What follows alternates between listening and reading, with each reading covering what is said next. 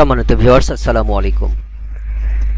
আজকের শর্ট ভিডিওতে আমি আপনাদের দেখাবো কিভাবে এই তীর চিহ্নগুলোকে ইনসার্ট করতে হয় ডান বাম ওপরে নিচে। শর্টকাটের মাধ্যমে এই তীর চিহ্নগুলোকে ইনসার্ট করার জন্য আমরা কিবোর্ড শর্টকাট এবং ব্যবহার করে আমরা অল্টার এবং নিউমেরিক কিবোর্ডের সমন্বয়ে এই তীর চিহ্নগুলো দিতে পারি। যদি ওপরের তীর চিহ্ন দিতে চাই তাহলে অল্টার চেপে 27 ক্লিক করবেন, তারপরে ছেড়ে দেবেন।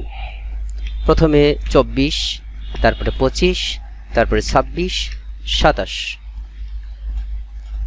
এই তীর চিহ্নগুলো এভাবে 24 থেকে 27 পর্যন্ত তীর চিহ্নগুলোকে আপনারা ইনসার্ট করতে পারবেন। অল্টার চেপে যদি 24-এ ক্লিক করেন তাহলে উপরে আসবে। অল্টার চেপে 25-এ ক্লিক করার পর ছেড়ে দেওয়ার পর দেখবেন যে নিচে। এরপরে 26-এ যদি ক্লিক করেন চাপেন তাহলে